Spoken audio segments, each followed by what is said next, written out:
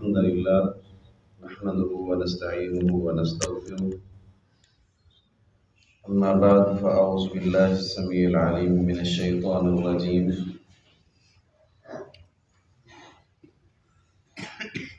تلك الجنة التي نورث من عبادنا من كان تقيا.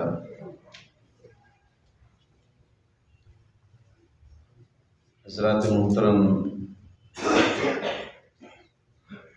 یہ دنیا امتحان کا گھر ہے، اور امتحان بھی اسی کے لیے ہے کہ جو آخرت پر یقین رکھتا ہے۔ مومن کے لیے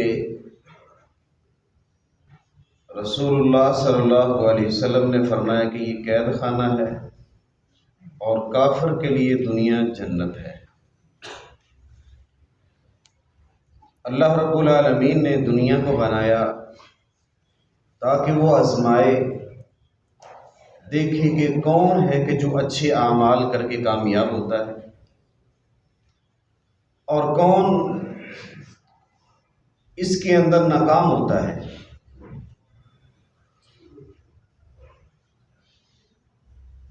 اللہ رب العالمین پھر کامیاب ہونے والوں کے لیے، اور جو لوگ اس دھوکے میں رہ گئے کہ یہ دنیا سب کچھ ہے، ناکام ہو گئے، ان کا انجام دونوں کا ذکر کیا۔ جو کامیاب ہو گئے، اللہ رب العالمین نے ان کے لیے جنت رکھی ہے، اور جو ناکام ہو گئے ان کے لیے اللہ رب العالمین نے عذاب رکھا ہے۔ اب اس جنت کی طرف جو راستے جاتے ہیں، جو ہمیں جنت میں داخل کر دیں گے، رسول اللہ صلی اللہ علیہ وسلم نے آسان اعمال بتلائے مومنوں کے لیے۔ کافر کے لیے تو جنت نہیں بنائی۔ اب جنت کا وارث کون بنے گا؟ اب ہم آدم علیہ السلام کی اولاد ہیں۔ ایک باپ ہو دنیا میں تو اس کی اولاد جو اللہ رب العالمین نے اس کو نعمت عطا کی ہے، جب وہ اس دنیا سے چلا جاتا ہے تو اس کے پیچھے وراثت رہ جاتی ہے۔ اب وراثت کے حقدار کون ہیں؟ اولاد ہی ہوگی۔ تو جنت کے حقدار کون ہیں؟ ہم آدم علیہ السلام کی اولاد ہیں، تو ہم ہی اسی کے وارث بنیں گے۔ تو مومنوں کے لیے اللہ رب العالمین نے جنت بنائی ہے۔ فرمایا تلک الجنت التی نورث من عبادنا من کان تقیا۔ یہ ہے وہ جنت کہ جس کا وارث ہم اپنے بندوں سے اسے بناتے ہیں کہ جو بہت بچنے والا ہے، جس کے دل کے اندر اللہ کا خوف ہے۔ کل کے درس میں ہم نے 3 شرائط بیان کی تھی، تو وہ 3 شرائط یاد ہے جی؟ 3 شرطیں جو ہم نے ذکر کی تھیں، اگر کسی کو یاد ہیں تو الحمدللہ، اگر کسی کو یاد نہیں ہے تو وہ یاد کر لے کہ اعمال کی قبولیت کے لیے 3 شرطوں کا میں نے ذکر کیا تھا، مختصر بیان کیا۔ ان میں سے سب سے پہلی ایمان ہے، دوسرا اخلاص، اور تیسرا سنت۔ یہ 3 شرائط اعمال کی قبولیت کے لیے ہے۔ اب اس میں سب سے پہلے جو ہمیں چیز جنت میں داخل کرے گی وہ ایمان ہے۔ ہمیں اپنے رب پر توکل ہونا چاہیے، بھروسہ ہونا چاہیے، ہمیں اپنے رب پر ایمان رکھنا ہے، اور ان چیزوں پر ایمان رکھنا ہے کہ جن کو ہم نے دیکھا نہیں ہے۔ یہ مومن کی علامات ہیں جو ایمان والے ہیں۔ تو رسول اللہ صلی اللہ علیہ وسلم نے فرمایا کہ مومن اور کافر کے اندر فرق، فرمایا کہ جس طرح تم دیکھتے ہو ایک بیل ہو اور سیاہ کالی ہو، سیاہ رنگ کی ہو، اور اس کے اوپر آپ کو سفید بال دیکھنے میں مشکل ہوگی، یا سفید بیل ہو اور اس کے اوپر کالا بال ہو، دیکھنے میں انسان کو کوئی مشکل نہیں ہوگی۔ فرمایا اسی طرح مومن اور کافر کی مثال ہے۔ تو رسول اللہ صلی اللہ علیہ وسلم نے وہ راستے بتلائے، وہ طریقے بتلائے کہ جن کے کرنے سے تم جنت میں داخل ہو سکتے ہو، بڑے آسان طریقے۔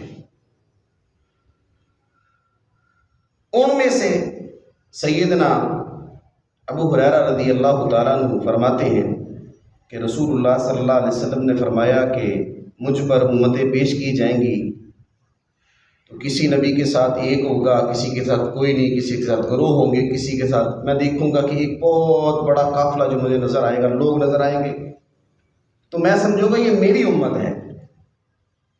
تو رسول اللہ صلی اللہ علیہ وسلم کو فرمایا جائے گا یہ آپ کی امت نہیں ہے، آپ اس افق کی طرف دیکھیں، اس طرف دیکھیں آپ، تو مجھے ایک بہت بڑا گروہ نظر آئے گا۔ پھر کہا جائے گا کہ آپ دوسری جانب دیکھیے، تو میں اس طرف دیکھوں گا تو مجھے ایک بہت بڑا گروہ نظر آئے گا۔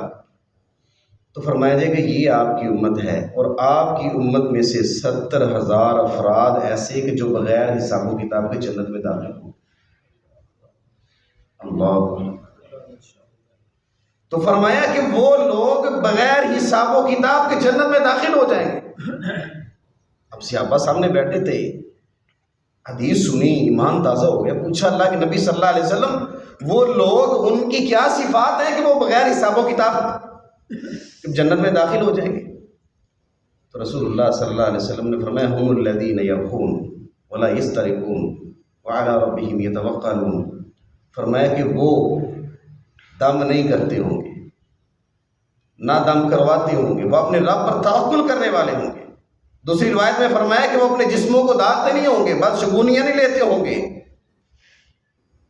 کہ آج کل جو ہمارے معاشرے میں لوگ داغوں پر یقین کرتے ہیں، فال نکالنے پر یقین کرتے ہیں، کچھ چیزوں کو نحوست سمجھتے ہیں، مہینوں کو نحوست سمجھتے ہیں، فرمایا ایسا نہیں ہوگا ان لوگوں کے ساتھ۔ ان لوگوں کے اندر یہ صفتیں ہوں گی، وہ ایسے کام نہیں کرتے ہوں گے، تو وہ بغیر حساب و کتاب کے جنت میں داخل ہو جائیں گے۔ ایک صحابی کھڑے ہوئے، سیدنا عکاشہ رضی اللہ تعالیٰ عنہ، فرماتے ہیں اللہ کے نبی صلی اللہ علیہ وسلم میرے لیے دعا کریں میں ان لوگوں میں شامل ہو جاؤں۔ تو اللہ کے نبی صلی اللہ علیہ وسلم نے فرمایا عکاشہ تم انہی لوگوں میں سے ہے۔ پھر ایک اور کھڑا ہوا، اللہ کے نبی صلی اللہ علیہ وسلم میرے لیے فرمایا سبق بہا عکاشہ سبقت لے گیا۔ تو ان اعمال سے، ان کاموں سے وہ لوگ اپنے آپ کو بچاتے ہوں گے، شرک ادم نہیں کرواتے ہوں گے، کسی مشرک کے پاس نہیں جاتے ہوں گے، کسی نجومی اور کاہن کے پاس نہیں جاتے ہوں گے۔ تو فرمایا کہ وہ اپنے رب پر توکل کرنے والے ہوں گے۔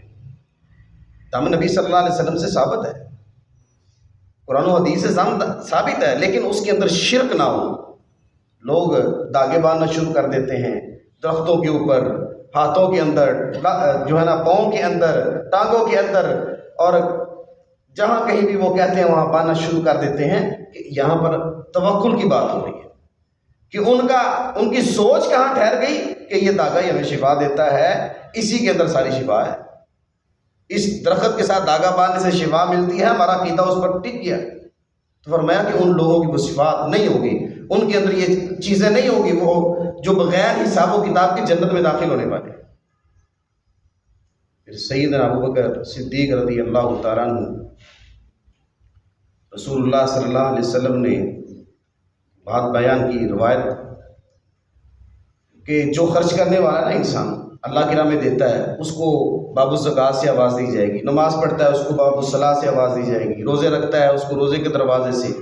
تو سیدنا ابوبکر صدیق رضی اللہ تعالیٰ عنہ نے پوچھا کہ اللہ کے نبی صلی اللہ علیہ وسلم کوئی ایسا شخص بھی ہے کہ جس کو جنت کے 8 دروازوں سے آواز دی جائے گی؟ تو اللہ کے نبی صلی اللہ علیہ وسلم نے فرمایا ہاں اے ابوبکر تو انہی میں سے ہے کہ جن کو جنت کے 8 دروازوں سے آواز دی جائے گی۔ وہ کون سے عمل کرتے ہیں؟ ان کا ایمان اپنے رب پر ہے، اطاعت والی زندگی گزاری ہے، فرما برداری والی زندگی گزاری ہے، جو اللہ کے نبی صلی اللہ علیہ وسلم پر وحی ہوئی اس کے مطابق عمل کیا ہے اور کر کے دکھلایا ہے۔ تو ایسی زندگی اگر ہم گزار لیں، ہم رمضان گزار رہے ہیں، روزے رکھ رہے ہیں، قیام کر رہے ہیں، صدقہ اور خیرات کر رہے ہیں، تلاوت قرآن ہو رہی ہے، لیکن اگر ہماری سوچ، ہماری نیت کسی اور کے در پر ٹکی ہوئی ہے تو ہم اپنے رب سے کیسے امید کریں گے وہ ہماری رب دعائیں قبول کرے گا؟ حرام ہم نہیں چھوڑے، جھوٹ ہم نہیں چھوڑے، لین دین کے معاملے میں سودی کاروبار سارا معاملہ چل رہا ہے، اور کہتے ہیں دعائیں قبول نہیں ہوتی ہیں. کیسے قبول ہو کہ جب تم حرام نہیں چھوڑتے، نافرمانیاں نہیں چھوڑتے. تو رسول اللہ صلی اللہ علیہ وسلم نے پھر وہ اعمال بتلائے.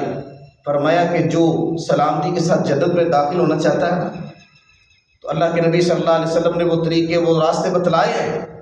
فرمایا آج صحابہ کرام رضوان اللہ علیہم اجمعین کو وہ چیزیں بتلائیں. ان میں سے ایک چیز جو آج ہمارے معاشرے میں جس کو بالکل ہلکا سمجھا جاتا ہے نا، تو کوئی بات نہیں ہے، ٹھیک ہے جی چل رہا ہے چلنے دیں، تو ایسی بات نہیں ہے. دین نے تمہیں پابند کیا ہے کہ یہ سے آگے نہیں نکلنا. اب رسول اللہ صلی اللہ علیہ وسلم نے صف بندی کا حکم دیا ہے کہ صفوں کو، اپنی صفوں کے اندر خلا نہ چھوڑو بلکہ مل کر کھڑے ہو. جب تم مل کر کھڑے ہو گے دلوں سے نفرتیں ختم ہوں گی، عداوتیں ختم ہو جائیں گی، محبتیں پیدا ہو جائیں گی. اب اگر کوئی انسان مل کر کھڑا نہیں ہوتا ہے اس کی نماز نامکمل ہے. صف کا ملانا نماز کا مکمل ہونا ہے. اس چیز کو ہم بالکل ہلکا لیتے ہیں، سمجھتے ہیں کوئی بات نہیں ہے، بلکہ بات ہے. رسول اللہ صلی اللہ علیہ وسلم نے فرمایا کہ من سد فرجتن رفع اللہ، کہ جس انسان نے صف میں سے خلا کو ختم کیا، اس نے اس کو ملایا، صف کو ملا کر کھڑا ہوا، اللہ رب العالمین اس بندے کے لیے جنت میں محل تیار کرتے ہیں. صفوں کو ملانا کوئی معمولی بات نہیں ہے، بہت بڑا عمل ہے کہ اپنی صفوں سے تم خلا ختم کر دو. اس کے اندر شیطان داخل ہوتا ہے، وسوسے آتے ہیں، پھر تمہارے ذہنوں کے اندر ذہن کہیں کا کہیں نکل جاتا ہے. فرمایا اپنی صفوں کو ملاؤ، اس کے اندر خلا کو ختم کرو. صفوں کا ملانا نماز کا مکمل ہونا ہے، اس کے اندر انسان کی نماز مکمل ہوتی ہے. پھر رسول اللہ صلی اللہ علیہ وسلم نے ایک چھوٹا سا عمل بتلایا، بڑا آسان ہے، کہ من صلی رکعۃ فی یوم ولیلہ اثنتی عشرۃ رکعۃ. فرمایا کہ جس انسان نے دن کے اندر، دن اور رات میں 12 رکعات نماز جو نفلی ہے، جو ہم سنن ادا کرتے ہیں، 12 رکعات پڑھی، فرمایا کہ اس کی پابندی کرتا ہے، بن اللہ لہ بیتا فی الجنہ، اللہ رب العالمین اس کے لیے جنت میں ایک محل تیار کر دیتے ہیں. 12 رکعات، 2 فجر کی، 4 ظہر سے پہلے، 2 بعد میں، 2 مغرب کے بعد، 2 عشاء کے بعد. فرمایا کہ یہ 12 رکعات جو بندہ اس کی پابندی کرتا ہے، رمضان ہے نا، انسان سنتیں پڑھتا ہے، نوافل کا اہتمام کرتا ہے، تو کیوں نہ کہ ہم اللہ رب العالمین کے اس حکم کو مانیں، رسول اللہ صلی اللہ علیہ وسلم کی اس حدیث پر عمل کر لیں، ہمارے لیے جنت میں گھر تیار ہو جائے. ایک اور عمل فرمایا کہ جس انسان نے سورۃ الاخلاص پڑھی اور اس کے ساتھ محبت ڈال لی. سیدنا انس رضی اللہ تعالیٰ عنہ فرماتے ہیں کہ ایک انصاری جو مسجد قباء کے اندر امامت کرواتا تھا، تو جب بھی وہ قرات کرتا تو قرات مکمل ہوتی تو بعد میں سورۃ الاخلاص کی تلاوت کرتا. صحابہ نے بعض کا تو اس کو کہنا کہ بھائی تو کیوں کرتا ہے، کیا وہ کافی نہیں ہے کہ جو تو نے پڑھا ہے؟ تو پھر بھی اس کا معمول تھا کہ وہ سورۃ الاخلاص کی تلاوت کرتا. قل هو اللہ احد اللہ الصمد لم یلد ولم یولد ولم یکن لہ کفوا احد. اب رسول اللہ صلی اللہ علیہ وسلم کے پاس یہ معاملہ گیا تو اللہ کے نبی صلی اللہ علیہ وسلم نے پوچھا اس سے، بھائی کیا وجہ ہے، تو کیوں ایسا کرتا ہے، کون سی چیز تمہیں اس چیز پر کرنے پر ابھارتی ہے؟ تو اس صحابی نے کہا کہ اللہ کے نبی صلی اللہ علیہ وسلم مجھے اس صورت کے ساتھ محبت ہی بہت زیادہ ہے.